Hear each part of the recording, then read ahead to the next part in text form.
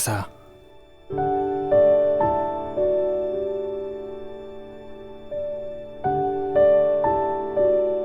2016년 6월 땡큐 레터를 읽고 감사편지 시즌2를 시작했다. 저자처럼 365통의 감사편지를 손으로 쓰고 전해보자는 결심을 했고 실천했다. 365통이 훨씬 넘는 편지를 써서 전했고 지금도 여전히 쓰고 있다. 시즌2라고 이름한 이유는 2012년에 쓴 100통의 감사편지를 시즌1으로 정했기 때문이다. 비록 전하지는 않았지만 이 도전을 계기로 내 주변에 감사한 분이 참 많다는 것을 알게 되었다. 퓰리처상을 받은 시인 에드워드 알링턴 로빈스는 감사에는 두 가지 종류가 있다고 말한다. 하나는 받을 때 느끼는 갑작스러운 감사이고 하나는 줄 때 느끼는 더 큰 감사이다. 감사 편지는 베풀고 나눌 때 느끼는 감사다. 더 큰 감사의 느낌은 자신에게 주어진 큰 축복을 분명히 인지할 때 비로소 발견된다. 열린 마음으로 세상에 감사를 표현하는 것은 우리가 받은 축복을 나누고 확장하려는 노력이 된다. 감사를 표현하는 것은 삶을 행복하게 만드는 방법이다. 처음에는 감사 편지를 쓰고 전하는데 무척 망설여졌다.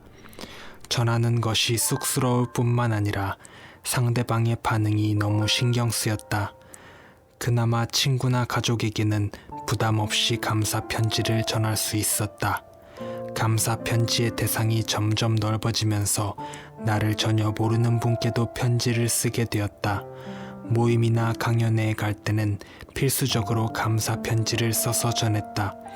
처음 본 사람에게 편지를 쓴다는 게 무척 힘들었지만 1%의 용기를 내서 실천했다. 그렇게 전한 감사 편지는 인연의 끈이 되어 사람들과의 관계를 더 돈독히 하고 깊어지게 만들어 주었다.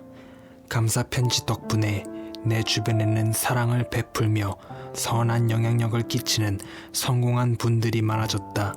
수많은 감사 편지를 쓰고 전했지만 여전히 망설이면서 전하지 못한 감사 편지도 많았다. 나는 누군가와 만날 때 감사 편지와 작은 선물을 준비해 간다.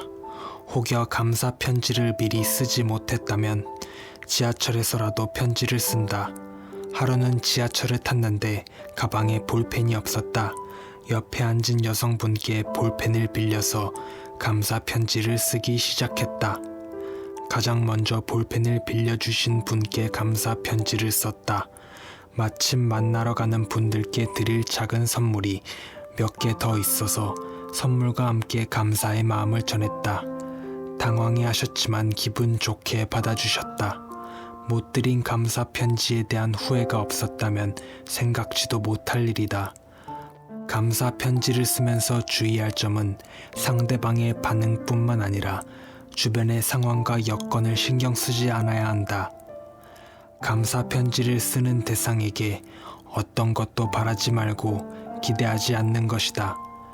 감사 편지가 감사하는 마음을 표현하는 행동이지만 가장 큰 수혜자는 바로 나 자신이다. 감사 편지를 쓰고 전함으로써 감사의 내공은 더 깊어지고 감사는 부메랑이 되어 더 큰 감사로 나에게 온다. 이유 없이 행복한 사람이 된다. 나눌수록 커지는 기쁨을 누릴 수 있다.